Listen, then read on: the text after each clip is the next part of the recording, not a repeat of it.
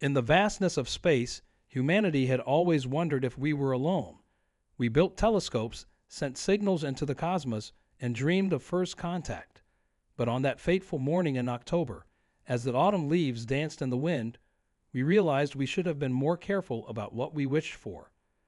I was working the night shift at the Deep Space Monitoring Station in Chile when our instruments detected something unusual. At first, we thought it was a software glitch, the kind that sometimes happens during system updates. The readings showed an object, massive in scale, decelerating from near light speed at the edge of our solar system. Within hours, similar reports flooded in from observatories across the globe. As the chief communications officer, I had protocols to follow, but nothing in our training had prepared us for this. The object, now clearly visible through our most powerful telescopes, was unmistakably artificial. Its surface gleamed with a metallic sheen that no natural phenomenon could explain, stretching nearly 15 kilometers in length. The world governments tried to keep it quiet, but you can't hide something that big from amateur astronomers. Social media exploded with theories and grainy photos. Some celebrated, some panicked, but most of us just held our breath, waiting to see what would happen next. That's when they sent the message. It wasn't like anything we expected. No radio signals, no light patterns. Instead, every screen on Earth, from smartphones to billboards, displayed the same text simultaneously. The translation matrix they embedded in the transmission made their intentions crystal clear. To the developing civilization of Sol 3, the message began, "You have been identified as a potential security risk to the Galactic Empire's sphere of influence. Your rapid technological advancement and resource consumption patterns have drawn our attention. This serves as your first and only warning." The way they dismissed our entire history, our achievements, our potential, it made my blood boil. But what followed chilled me to the core. They laid out exactly how they had been watching us, studying our development from the shadows. Every space mission, every technological breakthrough, every step toward the stars. They had been taking notes, calculating odds, determining if we would be a threat or an asset to their empire. Our scientists were baffled by their technology, our military leaders felt helpless, and our politicians squabbled over how to respond. But in those first crucial hours, something unexpected happened. Humanity, for perhaps the first time in history, began to truly unite. Not out of fear, though there was plenty of that, but out of determination. If they thought we were a potential threat, then maybe we had something worth protecting. I remember standing outside that night, looking up at the stars, knowing that somewhere up there, they were watching. The weight of their warning hung heavy in the air, but so did something else, hope. Because in their message, between the lines of their imperial decree, they had revealed something crucial. They were worried about us. A civilization spanning galaxies was concerned about what our little blue planet might become. As I transmit this log, the world's leaders are gathering in an unprecedented summit. Our warning has been received, but humanity has never been good at following orders. The question now isn't whether we'll respond, but how. And as I look at the determination in the eyes of everyone around me, I can't help but think that the Galactic Empire might have made a crucial mistake in underestimating the human spirit. The real question is, what happens next? The emergency summit in Geneva brought together leaders from nations that had been enemies just days before. I watched from the communications center as former adversaries sat side by side, their previous conflicts suddenly seeming petty in the face of this cosmic threat. The Chinese and American delegates shared coffee in the hallways, while Russian and European representatives pored over satellite data together. But it wasn't just the politicians who were changing. In the streets of every major city, people gathered not in panic, but in solidarity. The religious leaders called for unity, scientists worked around the clock sharing data freely across borders, and military strategists from different nations began unprecedented collaboration. The warning had done something remarkable. It had given humanity a common purpose. Our deep space monitoring station became a hub of activity. We worked endless shifts, analyzing every bit of data we could gather about the massive vessel that lurked at the edge of our solar system. Through our most powerful telescopes, we could see it was actually part of a larger fleet, hidden in the shadow of Neptune. The sight of those ships, each larger than any city on Earth, made it clear that if this came to conflict, we wouldn't stand a chance, at least not with our current technology. That's when Dr. Sarah Chen, our lead quantum physicist, made a breakthrough. She had been studying the transmission method they used to hijack our screens. The way they manipulated our technology, she explained during one late-night briefing, it reveals something about their own limitations. They're advanced, yes, but not godlike. They operate within the laws of physics, just with a better understanding than we have. The revelation sparked a global scientific renaissance. Universities worldwide began sharing classified research. Private companies opened their patent vaults. The International Space Station became a testing ground for experimental technologies we'd only dreamed about before. We had decades of theoretical work just waiting to be implemented, and now we had the motivation to make it happen. But we also started noticing something else. As we reviewed historical data, patterns emerged. The crop circles that everyone had dismissed as hoaxes. They were warning markers laid down by automated survey drones. Those unexplained atmospheric phenomena. Cloaked ships taking atmospheric samples. They hadn't just been watching us. They'd been actively studying Earth's defenses and resources for centuries. The underground facility in Antarctica yielded our first tangible breakthrough. A team of geologists discovered unusual mineral formations that couldn't have formed naturally. Further analysis revealed they were actually ancient sensor arrays, placed there long before human civilization emerged. We hadn't just caught the Empire's attention recently. We had been an experiment, a controlled study in civilization development. This discovery led to more questions than answers. How many other civilizations had they watched? How many had they warned? And more importantly, what had happened to those who didn't heed the warning? Our historians began finding correlations between ancient myths of gods and celestial warnings across different cultures. The stories we dismissed as primitive superstition suddenly carried new weight. 6 months after the warning, we detected the first sign that something was changing. The Imperial fleet had shifted position, moving closer to Mars. Our newly established quantum detection array picked up energy signatures suggesting they were conducting large-scale scans of our solar system. They were looking for something, or perhaps preparing for something. The Global Defense Initiative, hastily formed after the warning, began accelerating its plans. Underground cities were constructed, not out of fear, but as research centers where we could work without being observed. The Mariana Trench became home to our most ambitious project, a facility dedicated to reverse engineering the principles behind their faster-than-light travel. But our most surprising ally came from an unexpected quarter. A group of theoretical mathematicians from India discovered patterns in the Empire's message that suggested internal political strife. The warning wasn't just about us. It was about them too. They were worried, not just about our potential future threat, but about their own internal stability. The Empire, it seemed, wasn't as unified as they wanted us to believe. As I write this log entry, we're approaching the 1-year mark since their warning. The changes in our society have been profound. The old divisions of nation, race, and creed have begun to fade in the face of our shared challenge. Children now play games simulating space battles, but also learn about conflict resolution and the importance of unity. Our art, music, and literature have taken on new themes, exploring not just our fear of the unknown, but our determination to face it together. Yet we know we're running against time. The Empire's ships haven't moved from their positions, but their presence is a constant reminder of our vulnerability. Every breakthrough we make is measured against the vast technological gap we need to close. Every decision we make is weighted with the knowledge that we might be one wrong move away from extinction. But something unexpected has emerged from this pressure. A new kind of hope, born not from naivety, but from necessity. We've begun to see ourselves not as victims of an imperial decree, but as protagonists in humanity's greatest challenge. The question isn't whether we'll resist, it's how we'll prove that humanity deserves its place among the stars. And as more of their surveillance methods come to light, as we uncover more of their hidden monitoring stations, a pattern begins to emerge. They're not just watching us, they're watching how we react to being watched.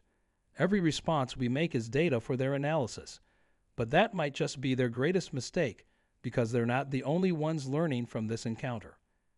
In the depths of our new underground facilities, in laboratories and research centers around the world, we're not just preparing for conflict, we're rewriting the rules of the game. And as I look at the determination in the faces of everyone around me, I can't help but wonder, when the Empire finally makes its move, will they find the primitive civilization they expected, or something else entirely? The alarms in our facility just started blaring. Something's changing up there, and I need to get to my station. But before I go, let me say this. Humanity has never backed down from a challenge, and we're not about to start now. The Empire might have given us our first warning, but they should have given themselves one too. Because we're not just adapting to their presence, we're evolving. The alarms weren't a drill. Through our quantum detection array, we watched as the Imperial fleet began a synchronized movement. Their massive ships, previously scattered across the outer solar system, formed a perfect geometric pattern. The sight was both beautiful and terrifying, like a deadly constellation coming to life. Dr. Chen burst into the command center, her usual calm demeanor replaced with urgent excitement. "They're using their engines in a way we haven't seen before," she said, pointing to the energy readings on our screens. "The pattern, it's similar to the calculations we discovered in those ancient Antarctic arrays." She was right. The Empire wasn't just moving their ships. They were preparing to deploy something we'd only theorized about, a system-wide containment field. The next few hours were chaos. Our deep space monitoring stations detected massive energy surges throughout the solar system. The Empire was setting up what looked like anchor points, creating a web of gravitational distortions around Earth. Amateur astronomers reported strange light patterns in the night sky, visible even through the daylight in some parts of the world. But we weren't the same civilization they'd issued their warning to a year ago. In secret bunkers beneath every continent, our quantum computers had been running simulations based on the Empire's own technology. Technology they didn't know we'd begun to understand. The ancient monitoring devices they'd left behind had become our greatest teachers, and their own surveillance network had become our window into their technological secrets. The President's voice was steady as she addressed the emergency session of the United Global Council. For centuries, they watched us grow, waiting for this moment. They expected us to cower, to submit, to prove their hypothesis that we're just another primitive species to be controlled. But they made one critical mistake. They underestimated human ingenuity. As she spoke beneath the Pacific Ocean, in our Mariana Trench facility, the device we've been working on for the past year hummed to life. We called it the resonance engine, technology reversed engineered from their own monitoring systems. If it worked, it would show the Empire that humanity had not only heeded their warning, but had turned it into something they never expected, an opportunity. The Imperial ships were now closing in, their formation tightening around Earth like a noose. But in every major city, in hidden facilities, and in orbital stations, humanity stood ready. We had one chance to prove that we weren't just another species to be cataloged and controlled. The next few moments would determine whether we become a footnote in their galactic history, or something they'd never forget. Our sensors indicated they were charging their primary systems. Whatever they had planned, it was about to begin. Dr. Chen's hands flew across her console, making final adjustments to the resonance engine's frequencies. "Ready or not," she whispered, "this is our moment."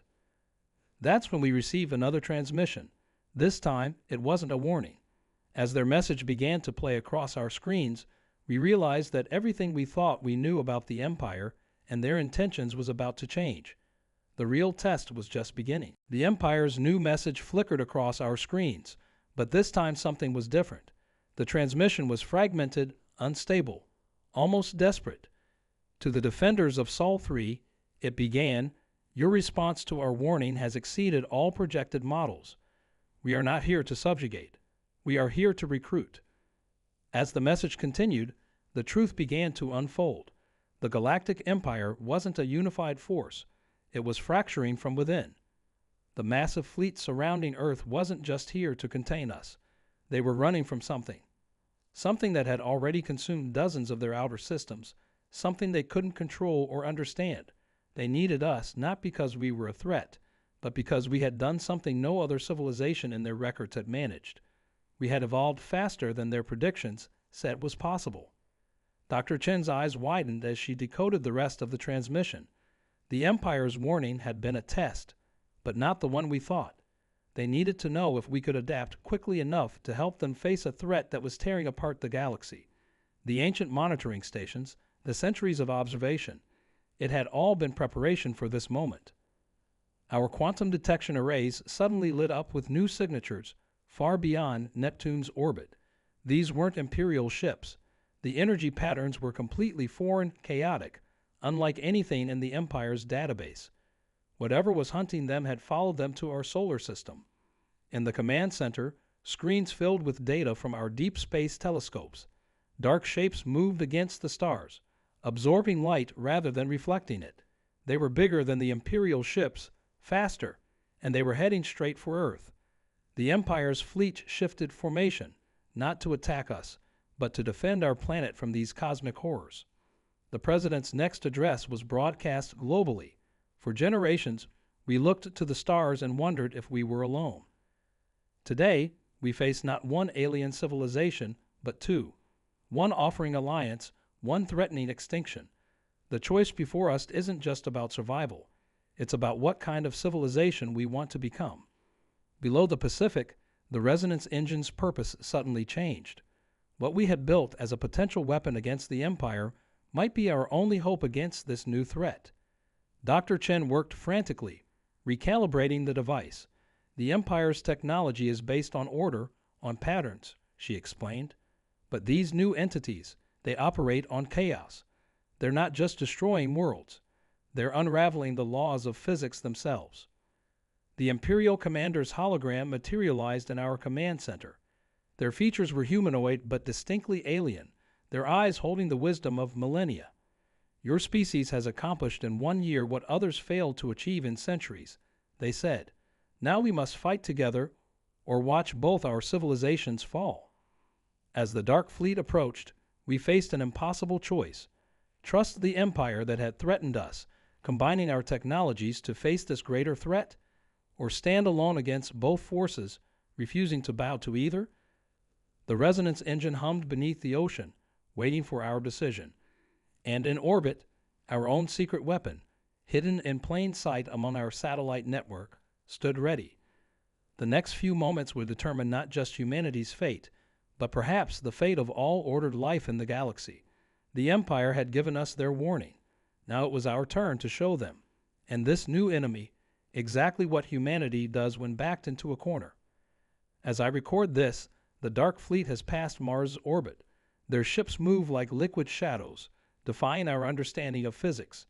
The Empire's fleet has taken defensive positions around Earth, their technology finally revealed to us in its full glory, and humanity stands at a crossroads, holding a power that neither side expected us to achieve. The real question isn't whether we'll survive. The question is, what will we become in the process of survival? Because one thing is clear, after today, the galaxy will never be the same. The Dark Fleet's first attack came without warning. Their ships seemed to absorb the light around them, creating patches of absolute darkness against Earth's sky. The Empire's vessels moved to intercept, their advanced weapons firing streams of concentrated energy that lit up space like artificial auroras. But their weapons simply passed through the shadow ships, as if they weren't even there. That's when Dr. Chen made the connection. They're not ships at all, she announced, her voice trembling with realization. They're tears in reality itself. The Empire didn't just find us by accident. They came here because we're the only civilization that still remembers how to dream. The ancient monitoring stations hadn't been studying our technology. They'd been measuring our capacity for imagination, for seeing possibilities where others saw only walls. The resonance engine beneath the Pacific began to pulse with a new frequency. We designed it to mirror Imperial technology, but what we'd actually created was something entirely new, a device that could translate human creativity into pure energy. Each pulse sent ripples through space-time, making the shadow ships flicker like bad television reception. The Imperial commander's next transmission was brief. Your species understands something we forgot millennia ago.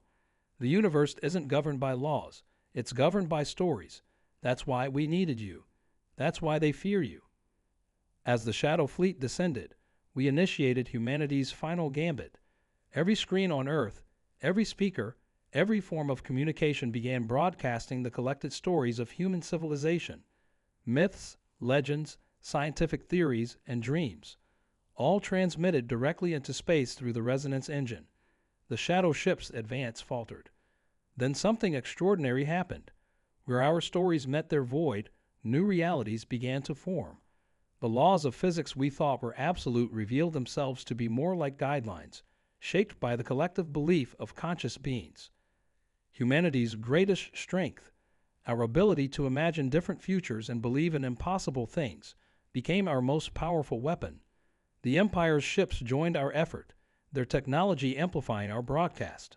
The Shadow Fleet, these tiers in reality, began to fill with light, not destroying them, but transforming them. They weren't our enemies. They were the universe's way of telling us it was time to evolve. In the command center, Dr. Chen's equations finally made sense.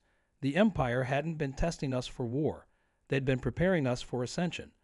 Humanity's role wasn't to fight the shadows, but to show the universe how to dream again.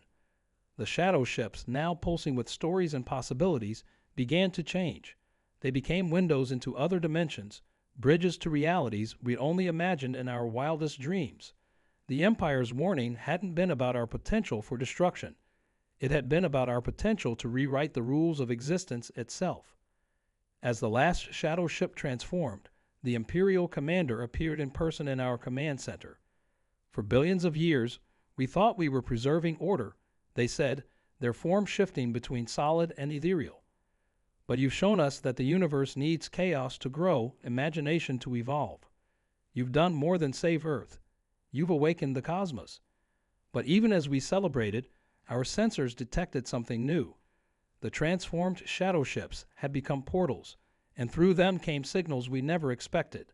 Other Earths, other humanities, all facing their own versions of this moment. The multiverse itself was awakening, and every version of humanity was being called to help guide its evolution. The Empire's warning had never been about Earth at all. It had been about preparing us for this moment, when humanity would take its place not as conquerors or subjects, but as guardians of imagination itself. As I record this final log, the sky above Earth glows with possibilities. The Empire's ships now serve as anchors, stabilizing the portals between realities. Humanity stands at the threshold of something greater than we ever imagined, not an end, but a beginning. They came to warn us about our potential. Instead, we showed them, and the universe, what that potential could truly mean. The real story, it seems, is just beginning. 5 years have passed since that day when humanity rewrote the rules of reality. The view from my office at the Interdimensional Communications Center still takes my breath away. Portals shimmer in the sky like aurora borealis, each one a window into another possibility, another story waiting to be told. The Empire, once our would-be conquerors, now serves as our partners in what they call the Great Awakening. Their massive ships have become bridges between realities. Their technology merged with our creativity to create something entirely new. The ancient monitoring stations they left on Earth have been repurposed as teaching centers, where humans and imperial scholars work together to understand the power of imagination. Dr. Chen leads the new Department of Creative Physics, where children from around the world learn that the laws of nature are more like suggestions, guidelines that can be reshaped by collective belief and understanding.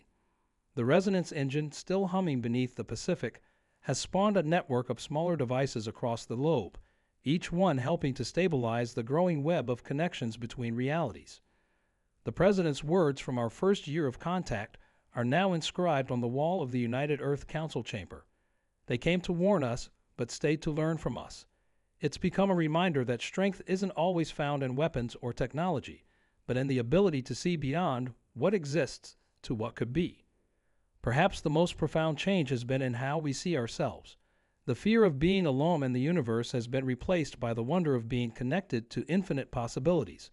Every day, we make contact with new versions of Earth, each one with its own stories, its own lessons, its own dreams to share. The shadow entities that once threatened to unravel reality have become our greatest teachers. Through them, we learned that destruction and creation are two sides of the same coin, that sometimes you need to let old truths fade to make room for new ones. They weren't trying to end existence. They were trying to prevent it from becoming stagnant. As I prepare to end this historical record, I look at the message that started it all, the Empire's warning that now hangs in museums across Earth. What we thought was a threat was actually an invitation, a call to remember something that the rest of the universe had forgotten, that reality itself is just a story we all agreed to tell. The Empire still watches Earth, but not with suspicion or fear.